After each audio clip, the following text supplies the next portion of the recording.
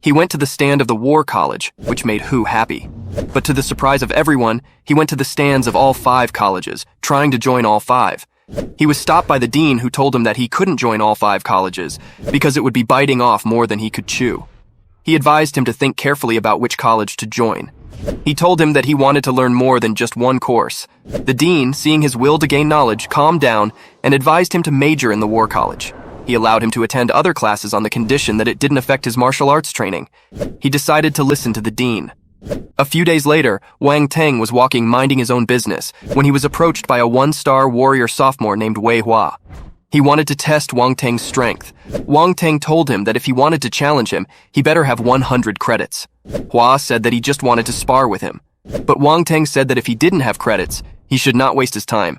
Hua reluctantly agreed and told him to meet at noon in the playground ring. He was frustrated because of his inability to fool Wang Teng. Wang Teng knew he was trying to fool him. He decided that the next day he would pretend to barely win so that more people would come to challenge him. The next day, both showed up to the playground ring. A huge crowd was there to witness the fight.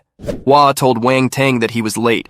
He told him that freshmen were compelled to attend military training, and that if he had any problem, he could talk to his instructor. He didn't believe him, and told him to start the match now. 2 military-ranked individuals named Yang Lin and Chen Su of the martial arts club asked the 2 if they could be the referees. The 2 agreed to their offer. Hua chose a short sword as his weapon, and Wang Teng, to the surprise of everyone, chose a brick. Some people thought that he was just showing off. Wang Teng choosing a brick as his weapon enraged Hua, and he decided to attack him.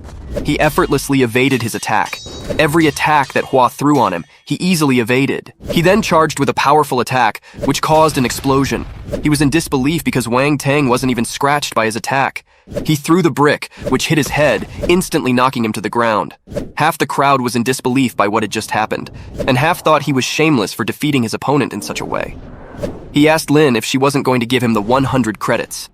She told him that he didn't need to worry because no one would dare to refuse the supervision of their martial arts club, but she also thought the way he took down his opponent was too shameless. He said that he would be careful next time. After that, he was approached by a sophomore named Zhou Kun, who challenged him to a match after his military training that night. He agreed as long as he had credits. That night, they both got to the playground and got ready to fight. Kun took a boxing stance. Wang Teng told him to come at him. He charged towards him. Wang Teng decided to fight him with his fists. He easily stopped his punch. The crowd was amazed by Wang Teng's fighting abilities. Kun slipped through his punch and went for an uppercut, but Wang Teng was able to dodge it. After fighting him a little bit more, Zhou realized that he must have held back when he was fighting Hua because he was too strong. Wang Teng went for an uppercut, and Zhou barely missed it. The 2 continued to exchange fists, and Zhou realized that he was too difficult to deal with. He decided to finish him when he got tired, but he appeared behind him and knocked him out in the same shameful way he knocked Hua out. Lin asked why he used the same move when he clearly said he wouldn't do it again. He told her that he just knocked him out when in actuality he did that, because a lot of attribute bubbles fell off when he hit his head. Su didn't expect his boxing skills to be so powerful. He said that he just got lucky. Lin and Su both knew he was lying. Lin then asked him if he was interested in joining their club. He thought that the martial arts club had just overseen matches. Lin told him that the martial arts club was indeed responsible for maintaining the order of martial arts, but the academy was full of masters. Su told him that the club existed to maintain and check the balance in the academy, and if he joined the club, he could get 5 credits every month. After hearing this, he decided to join.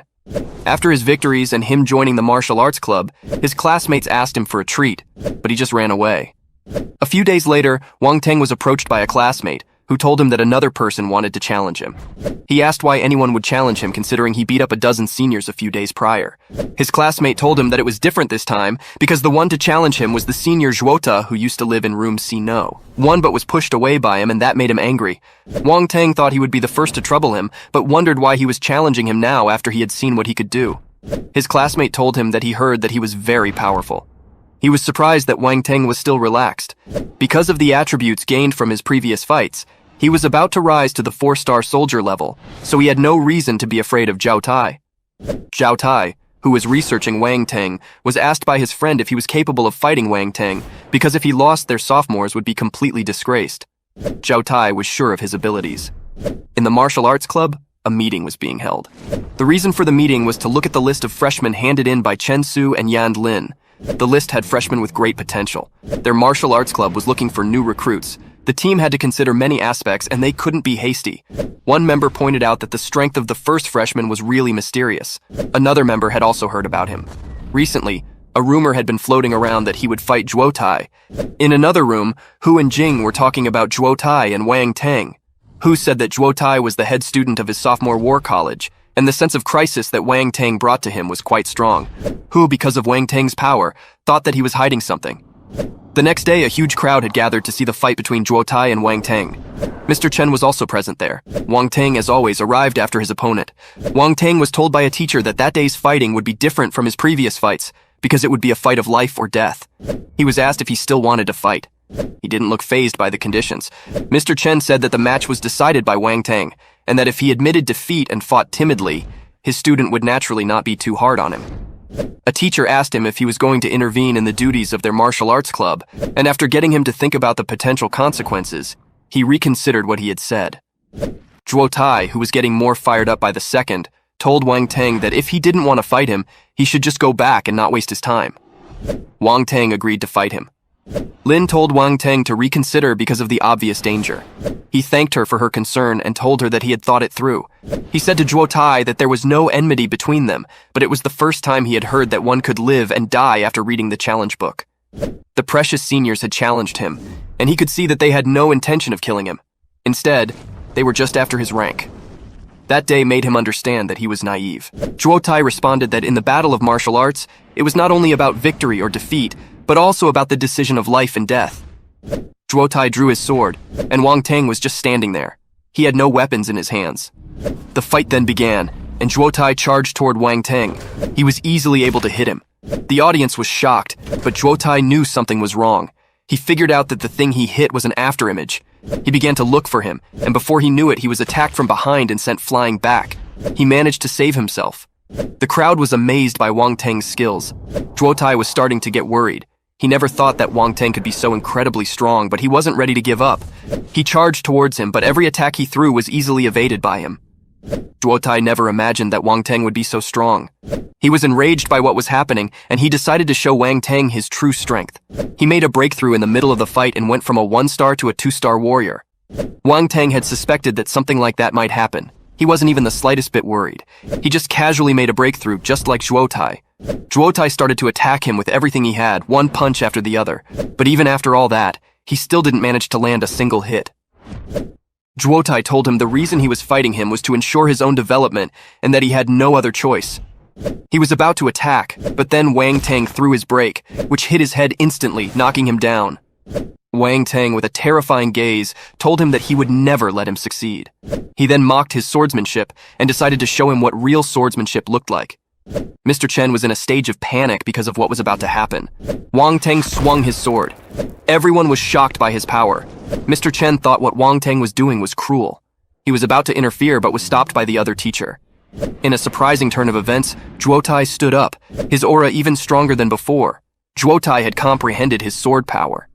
Zhuang He acknowledged that Zhuo Tai was worthy of being the #1 sophomore year student. Su thought that because Zhuo Tai had comprehended his sword power, he would be in trouble. Wang Tang acknowledged his opponent's power. Zhuo Tai attacked Wang Tang with the same power he had attacked him with. Wang Tang was grateful to have such a powerful opponent, but he was still superior. He easily countered his attack. He decided to end the fight right there, and with a powerful attack, he killed Zhuo Tai. Zhuang He and Su both were intrigued by Wang Tang's power. Mr. Chen was ferocious because Wang Tang had killed his student. Zhuang He stated that it was enough, and Mr. Chen had gone too far. Chen retorted, asking Zhuang He what he meant by enough, and if he truly believed he wouldn't dare to touch him. Zhuang He replied, challenging him to try. As a mentor, they wouldn't sit idly by while Chen made things difficult for a student in the martial arts arena. One teacher remarked that it seemed Teacher Chan deeply cared for his disciple, not wanting to become an enemy of the martial arts club. Another teacher added that Zhuo Tai had died in the battle, and Teacher Chen seemed to lose his composure out of sorrow. Zhuang He then reassured the nervous teachers that it was just a joke, suggesting they take Teacher Chan inside for a good rest. Wang Tang called Mr. Chen. Wang Tang asked if there were no other disciples close to him. He stated that there was no need to arrange challenges. He declared his intent to challenge them all one by one, starting with the 2-star warrior disciples, since he was also at that level. He vowed to continue challenging higher-ranked disciples until all were killed. Chen criticized Wang's arrogance, to which Wang responded by asserting his fearlessness towards threats and his determination to kill anyone who challenged him. He welcomed challengers of equal standing and expressed his intention to eventually challenge Instructor Chen when he reached the 5-star warrior level. Mr. Chen questioned Wang's belief in his invincibility, but Wang remained resolute in his determination to challenge him. Mr. Chen questioned what would happen if he killed him first. He accepted his challenge. Mr. Chen was sure that someone was protecting him from inside the university, but not from the outside, so he decided to attack when the time was right. For now, he left. Wang Teng knew that Mr. Chen would definitely seek trouble with him in the future, but fortunately for him, he would be able to advance to a 5-star martial artist soon. Wang Teng had obtained intermediate gold talent, plus 8 gold sword power skills from his fight with Zhuo Tai. He then decided to go back to have some rest. In his room, he was thinking about the best way to use fire-type swords and gold-type swords. He decided to get a meal, as he had earned a lot of credits. In a room, the deans of all the colleges were having a meeting. The dean of the Martial Arts Academy didn't expect Wang Teng to be the cause of such trouble for him. Heng remarked that Chen Xiangming was finished. Hu commented that Chen deserved it, recalling how he had been terrified on the battlefield and had lost his martial arts will. After returning, Chen relied on his disciples to compete for resources, which Hu saw as cowardice. Juan observed that while Chen might have been behind the scenes and fueling the conflict, it was Zhuo Tai's choice to fight to the end. Hu noted that Chen had put significant effort into cultivating Zhuo Tai, hoping for a great reward when Zhuo Tai achieved a high position, but Wang Teng had shattered those hopes. Lao Peng stated that there was no right or wrong in a martial arts duel, and that one couldn't blame others for losing. Lao Peng then suggested they discuss how to deal with Chen Xiangming. Hu proposed removing Chen as a mentor. Chang Song argued that blatantly threatening students would harm the image of other tutors, and mentioned that some students were already questioning the tutor's authority. Jing pointed out that that would be unreasonable, considering Chen's many years of hard work. Lao Peng decided that Chen would retain his position as a mentor, but would be sent to the foreign battlefield for 6 months to prove himself. Lao Peng then dismissed the meeting, adding that the principal had been notified about Wang Teng and that a decision would be made after the principal's return. A few days later, Wang Teng was at the college mission receiving office. He put his student ID in the machine. There were many types of missions he could do. He decided to take on the Collect Herbs in Chunhua Mountain mission because it was a short-term mission. He then arrived at the place of the mission and told the driver to wait for him and that he would be back before sunset. The driver agreed. Wang Teng asked an elderly woman how he could get to Chunhua Mountain. The auntie responded that the mountains were not safe and suggested he should go home since he was still young. He replied that he had something important to do in the mountains and assured her that he was mentally prepared and wouldn't take unnecessary risks. The auntie mentioned that urbanites didn't heed warnings, noting that 3 young people had insisted on going into the mountain the previous day and had not yet returned. Wang Teng inquired about their appearance and the reason for their entry into the mountain. When the auntie questioned his motive, he explained that he was casually asking and offered her money for the information. The auntie then described that the 3 individuals had been dressed similarly to Wang Teng and had appeared to be carrying weapons.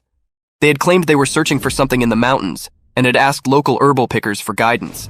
Wang Teng pondered that these people might also have been looking for the phantom flame grass and wondered if he would fail his first mission. However, he resolved to continue his search, thinking they might be looking for different things. He then asked if there were any other herbal pickers in the village. The auntie informed him that there were none left except for one family, as few people were willing to venture into the mountain. She mentioned that an old man named Bai and his daughter, who was familiar with the mountain, could be approached for help. He handed Auntie a stack of cash and asked for the address of the herbal picker. She responded that he was too polite and offered to take him directly to their home. She escorted him, knocked on the door, and called out for Miss Bai, announcing that someone was looking for her. Bai emerged and inquired if Auntie needed anything. Auntie explained that the young man from the city wanted to go into the mountains and was looking for a guide, suggesting they chat. Bai invited the young man inside to discuss the matter further. She mentioned that Aunt Lee had told her he wanted to go into the mountains. He confirmed, explaining he had heard that 3 other young men had entered the mountains in search of phantom flame grass. Bai expressed surprise that he was also looking for the phantom flame grass. He acknowledged that their objectives seemed aligned and inquired if she knew where the grass was. Bai revealed that her father had told her about it, though she had not been there herself. He asked if she had a map of the mountain, to which she replied that they navigated based on experience, despite her lack of first-hand knowledge. She offered to guide him and find her father, but requested payment. He agreed and asked how much she wanted. She nervously suggested that 5,000 or 3,000 would suffice. He agreed to 5,000, promising more if they reached their destination before noon.